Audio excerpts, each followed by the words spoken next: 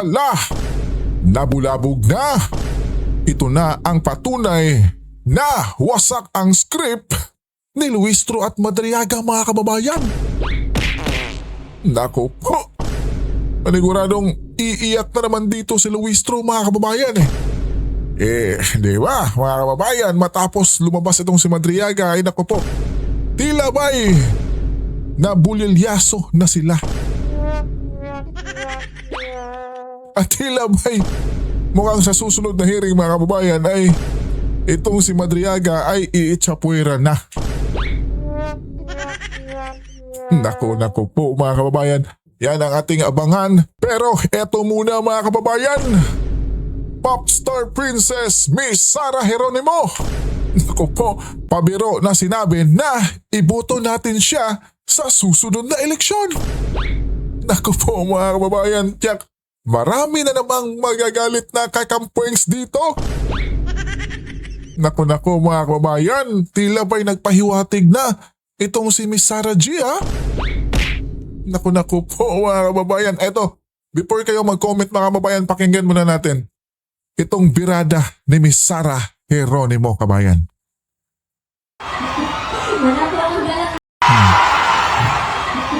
Wala po akong galak na pilihan But sana po, one day makapag-perform ako para sa inyo lahat. Uy, may mga popsters, maraming salamat po. Stay safe, everyone. And remember, life is short. Make each moment count with our loved ones. Tama. Kasi hindi natin alam kung nandito pa tayo bukas. Correct. Maraming salamat po. Iboto niyo po ako sa susunod na eleksyon. Thank you po. Thank you, Pema. I love you. Thank you, Pema. Thank you. Wait lang. Hi, Sam. Naku po, mga kababayan. Sa mga kakampuengs natin dyan, narinig nyo ba yun? Tila ba'y may si Miss Sara G, mga kababayan, ha? Tila ba'y konting pitik? Naku po, mga kababayan, ulit nga natin. Alam ko, nandito pa tayo bukas. Maraming salamat po. Iboto niyo po ako sa susunod na eleksyon. Thank you po. Thank you, Pema. I love you. Thank you, Pema. Thank you.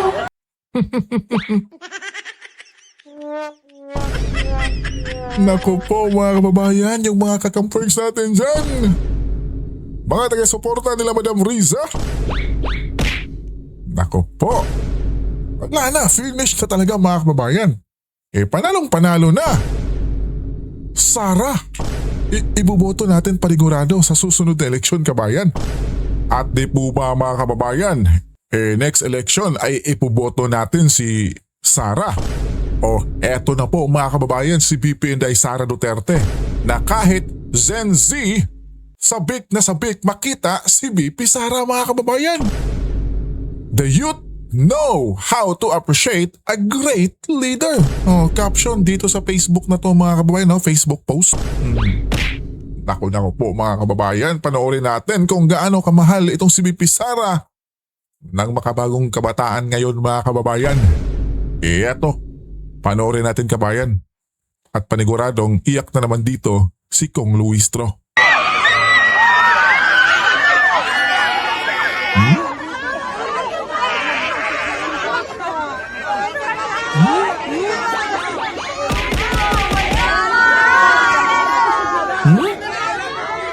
Selfie muna, mga kababayan. Ayun, Tapos may pa-sign pa, mga kababayan.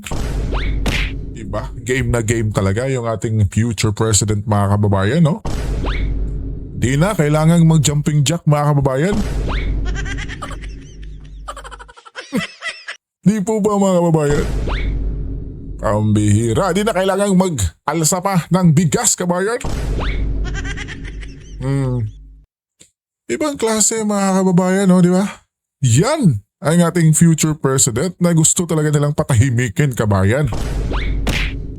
Di po ba? At eto pa po, mga kababayan, kaartihan overload ng ating mahal na First Lady Liza Marcos. Pambihira, mga kababayan. Eto, tingnan natin kung kaano talaga kaarte or mag-inarte itong ating First Lady, kabayan. Tingnan nyo ribbon cutting yan mga kababayan sa Dubai. Nilaglag! Pambira kabayan. Ulit tayo ulit natin mga kababayan. Ribbon cutting. Wait, eto Oops. Oops and laglag agad. Tapos di ako Pambira. Pambira mga kababayan. At eto yung susunod mga kababayan na mangyayari pinulot. Tapos yung kilay niyan mga kababayan ay paniguradong naku po, lagpas tinga na yan. Diba mga kababayan, ganyan kaarte yung ating First Lady? At eto na po mga kababayan, yung gapangan ng script ni Luistro at Madriaga. Nalantad na, pero palpak pala. Naku po mga kababayan, eto pakinggan natin si Pinas News Insider Kabayan. At ito na nga mga kababayan, hindi nagkatugma. Affidavit ni Madriaga, umani ng reaksyon online. Lumitaw sa pagdinig ng House Committee on Justice ang usapin hinggil sa umano'y pagkakaiba ng mga dokumento at pahayag ni Ramil Madriaga na nagpakilalang bagman umano ni Vice President Sara Duterte matapos talakayin ng kanyang testimonya. Nauna nang sinabi ni Attorney Raymond Palad na nananatiling pare-pareho at tuloy-tuloy ang salaysay ng kanyang kliyente sa bawat pag-uusap nila sa piitan at hindi umano ito nagkakamali sa mga detalye. Gayunpaman, sa parehong pagdinig, napansin ang ilang pagkakaiba sa pagitan ng mga pahayag ni Madriaga at ng mga dokumentong may kaugnayan sa kanyang testimonya, kabilang ang usapin sa affidavit na kanyang binasa at dokumentong naunang naisumite. Ayon sa ibinahaging impormasyon ni Attorney Trixie Cruz Angeles, ang binasa umano ni Madriaga sa pagdinig ay isang supplemental affidavit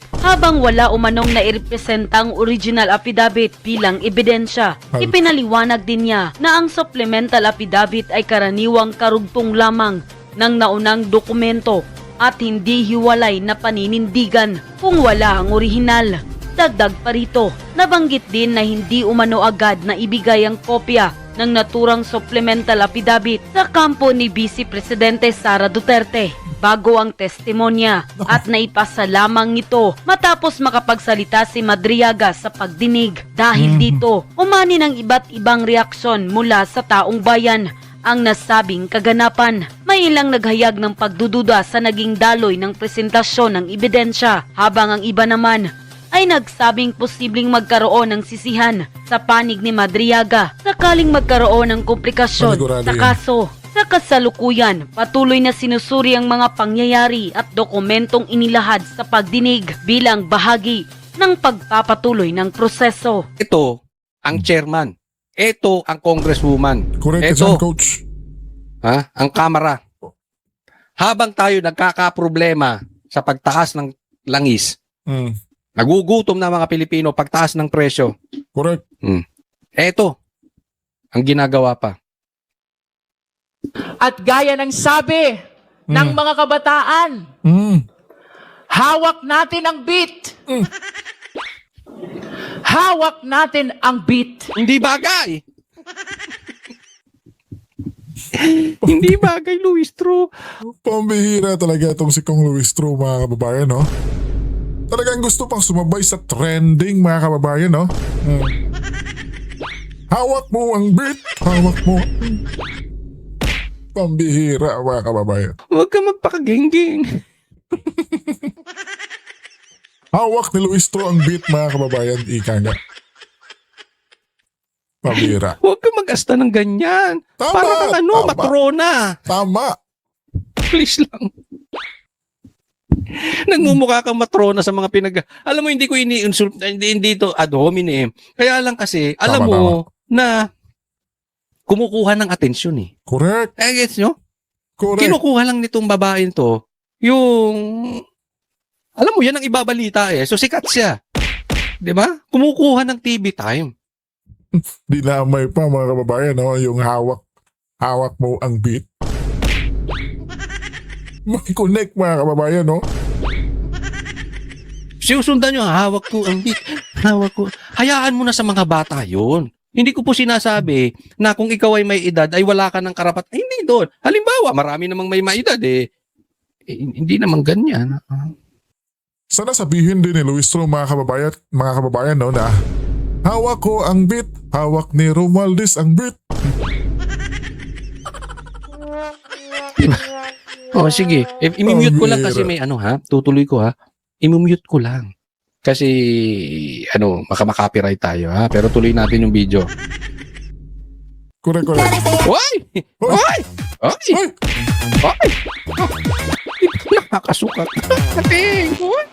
Hoy! Hoy! Pambira. Teka muna. Kung nanay nyo ito, pambira, anong gagawin nyo? Kung asawa ko yan, gagaganyan, mangre-rape, ay, Ikaw, coach, ha? Coach? hawak ko ang bitchoy. Minute ko lang. Ulitin natin, ha? Sige po. Natin ang beat. Hawak niya ang beat. Kanta natin. Hawak ko ang beat. Hawak ko ang beat. Hawak ko ang beat. Hawak ko ang beat. Hawak ko ang beat. Hawak.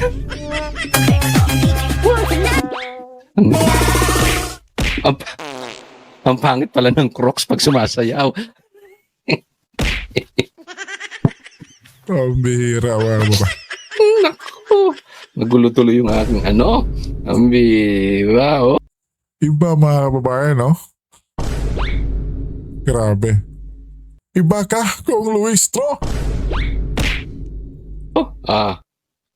Dahil kay Speaker, may beat tayo. Nananawagan ako sa mga pinklawan. Bakit naman pinklawan? Taas Bakit ang kamay ang Bakit? mga nasuka. Sino sa inyo dyan ang mga nasuka?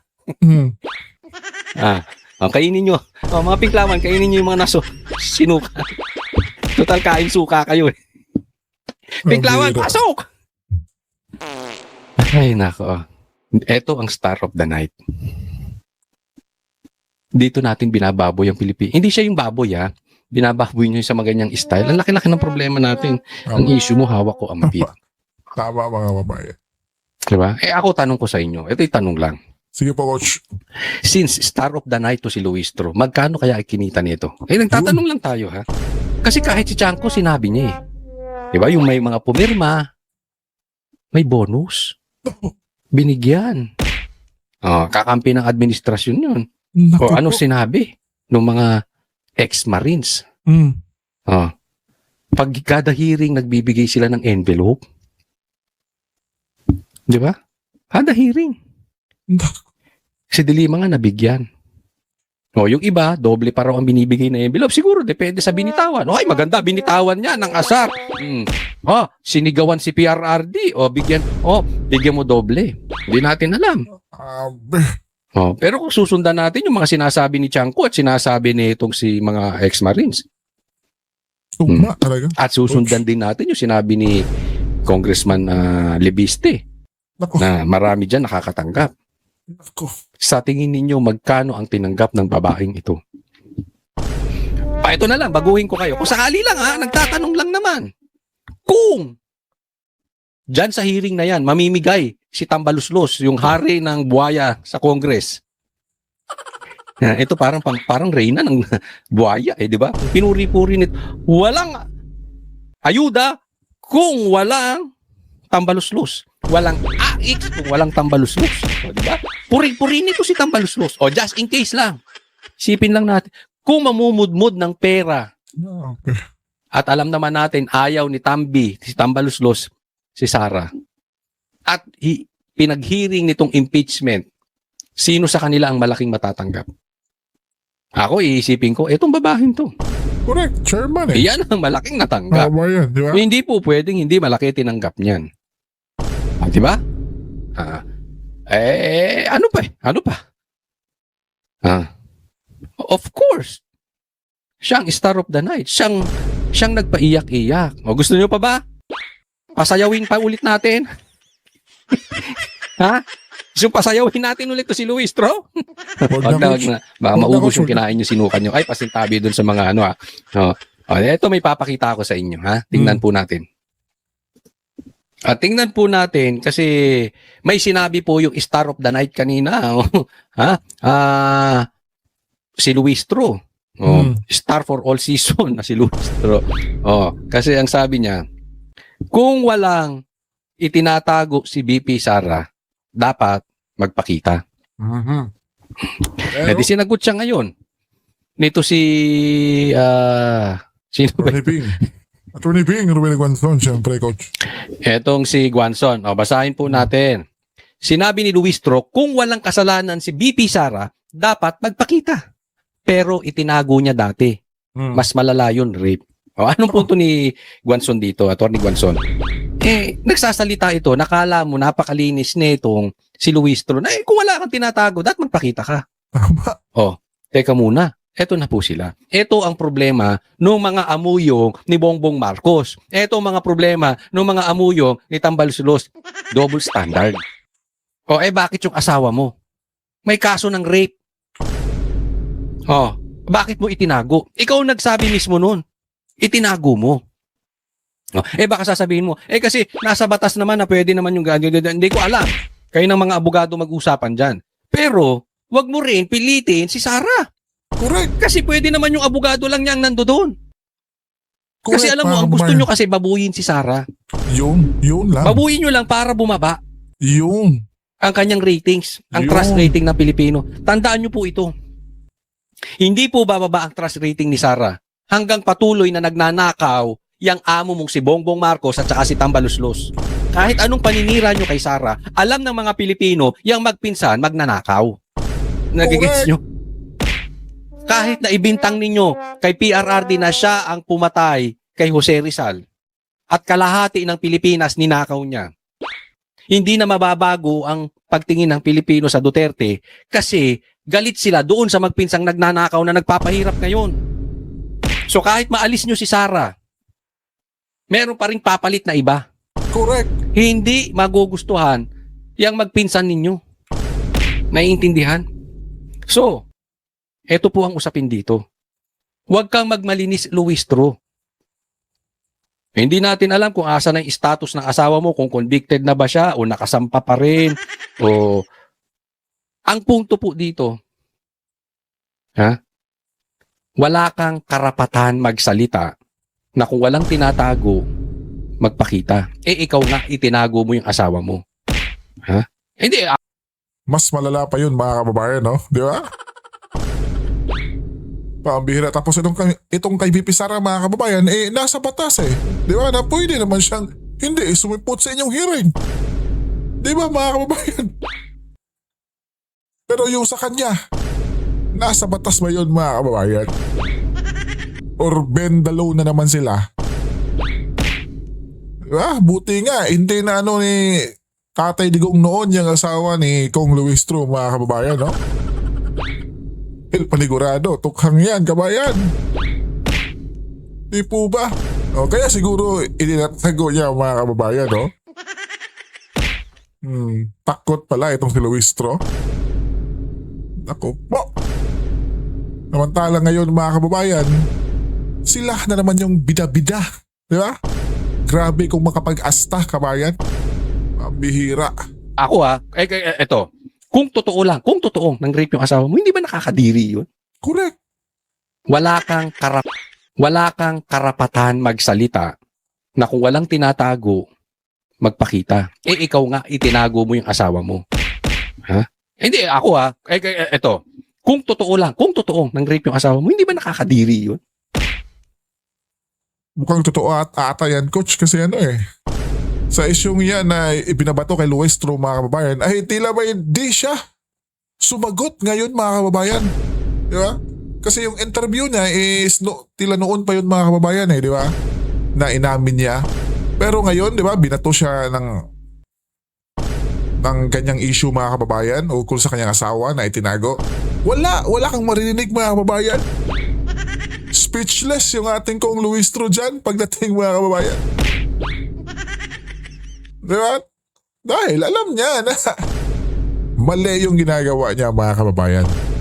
Kaya syempre mapapatikos talaga siya. Dahil diba, ngayon kung makaasta kay BP Sara, kung makapaghanap, mga kababayan, Tila ba'y ang linis-linis niya? Yun. Well, anyway, hayaan natin ang husgado mag-desisyon nun. Hindi Tama. natin alam kung talaga bang nag-rape o napagbintangan lang. Tama. Oh, diba? Tama. Ang punto, maghunos daily ka, Correct. Luistro. Medyo napaghahalataan ka eh. No? Na gustong-gusto mo na mapunan ni Tambaluslos. To, pag-usapan naman natin, balik tayo dito kay Madriaga at kung gaano katawa-tawa itong paglabas at paglutang ni Madriaga. Na interview po itong si Kong Defensor. Pakinggan po natin. Sir, pareact muna doon sa nangyari kaninang umaga at ngayong hapon doon sa... Tandaan natin andyan si Llamas. Yun. Yun, Coach. Andyan si Llamas, mga kababayan, no? Tingnan natin. Alam naman to, natin, kababayan. propagandist yan. Tama. Alam mo, itong si Llamas, ang layo sa katotohanan. Hindi ko alam kung bakit tinawag na political analyst ito. Propagandist pwede, pero political, hindi kasi ang layo ng mga sinasabi niya sa katotohanan. I think, observe nyo ang hirit niya. Justice Committee hearings. Before we go into anything else, it's the most urgent story today, yung appearance po ni Ramil Madriaga. Well, una sa lahat, actually hindi ko na pinanood din. I just saw the snippets of yung umiiyak si Madriaga. Pero nabasa ko yung affidavit. At ako nagugulat talaga dahil ako naging congressman, nakasama ko si Diong first term nung 11th Congress at nung presidente siya, nandiyan ako sa Kongreso. Parang barkadang-barkada itong si Madriaga, lahat kasama siya sa lahat ng usapan. Kaya nagugulat ako, natatawa doon sa storya na kinikwento niya. Alam mo nung presidente si Presidente Duterte, and I was a congressman and more or less one of the senior congressmen, siguro nakasalubong ko lang ang Pangulong Duterte ng 2 at 3 beses na okasyon pa. And masyadong fantastic yung mga kwento niya na kasama siya sa ganitong ginawa, kandidatura, binigyan siya ng pera, binigyan siya ng ganito. Talagang kagulat-gulat. Talaga namang ridiculous, kalokohan, circus yung ginawa nila dyan sa kamera at hinayaan ito ni Luistro at ng kanyang mga gang members. Tama. Hinayaan nila itong katawa-tawa na ito na halatang-halata na parang babuyin lang ang Duterte. Hindi para maghanap ng katotohanan. Hindi ko na i-play lahat dito yung naganap kasi mahaba yun. Pero bigyan lang natin ng komentaryo. Sobra pong parang close na close. Pag pinakinggan, parang mas close pa si PRRD dito kaysa kay Basti. Kaysa dun sa mga anak niya. Ganun ang dating. Kay din mga kababayan, no? Kay Senator Bongo. Tila tinalo pa ni Madriaga itong si Senator Bongo, mga kababayan. Di po ba? Mira talaga. Sobra. Meron pa bang ko-close outside the family kay Bongo? Kay PRRD?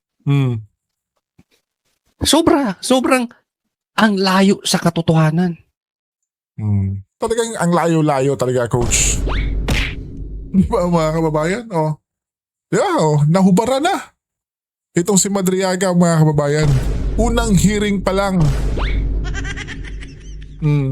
Kaya pala yung mga abogado ni BP Inday, lalong-lalo na itong si Paulo, mga kababayan, Panelo Jr., di po ba, na grabe yung confidence niya na itong si Madriaga, ay naku po, certified nagsisinungaling, mga kababayan.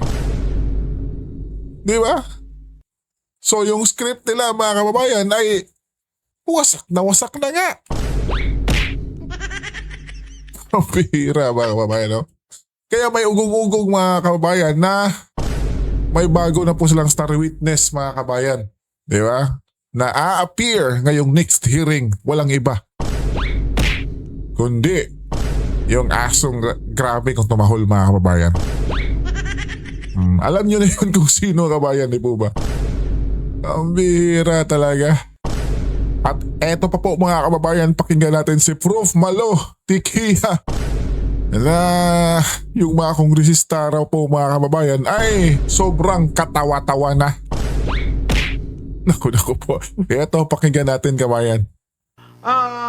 Dun sa Preb 18, meron silang affidavit at sila may personal knowledge. Tama. Makikita mo dun kay Madriaga on several points, wala siyang personal knowledge. In fact, haka-haka o pagsasinungaling. Yun, mga Magsimula kababayan. tayo dun sa yung Puro chismis mga kababayan, no? Kaya mga kababayan, yung scriptwriter ni Madriaga ay talagang lalabas na mga kabayan. Di ba? Pinapasampina na ni Madam Laila dahil hindi kinaya. Hindi kinaya ni Ramil Madriaga eh. Di po ba mga kababayan? Kaya itong asong tahol na tahol mga kababayan ay to the rescue na po kay Madriaga kabayan. Di po ba? Yun oh. Isang batikang political analyst yan si Prof. Malotikia mga kababayan. Di ba? Naka-debate na yan. Simi-debate kay Auntie Claire mga kababayan. Yung napahiya si Auntie Claire. Bihira. Piece of art, no? Na habang nagte-testify siya, naglabas na yung artist noon na ng kanyang alam, personal knowledge, which is binigay niya kay Vice Presidente at siya yung artist nung kwadrang yon. So mali-mali na yon sa umpisa pa lang.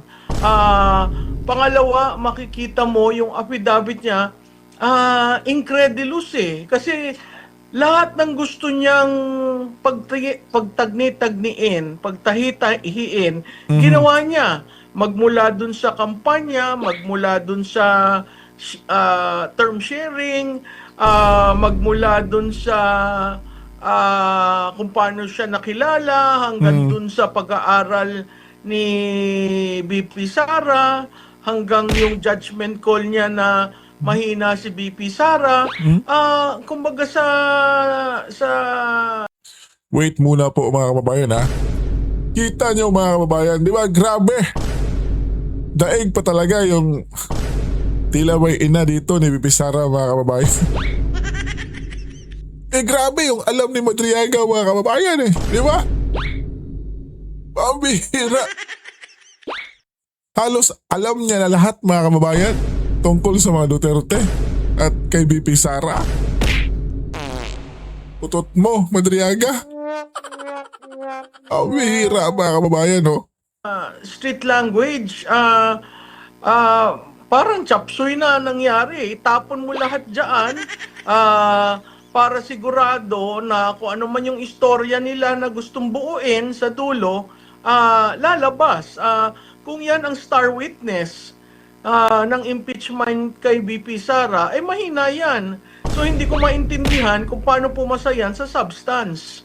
Kasi 'di ba ang kuan nila diyan pumasa sa form and substance. Ngayon tinitingnan nila yung substance, paano ka nakakuha ng 54 members ng Justice Committee na nagsabing pumasa sa substance na yung evidence rest in one person.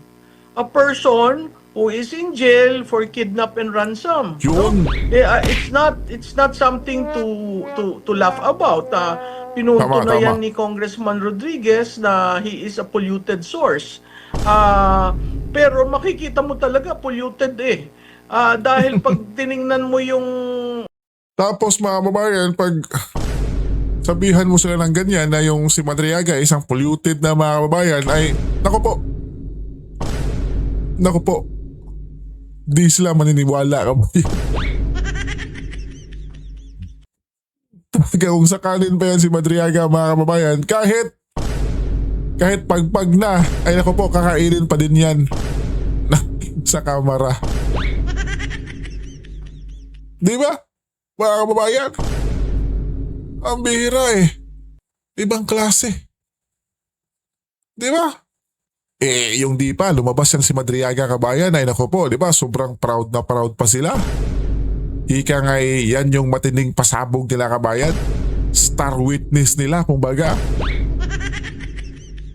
Pero ngayon, ano na? Wala nga mga kababayan. Sobrang wasak na wasak yung kanilang script.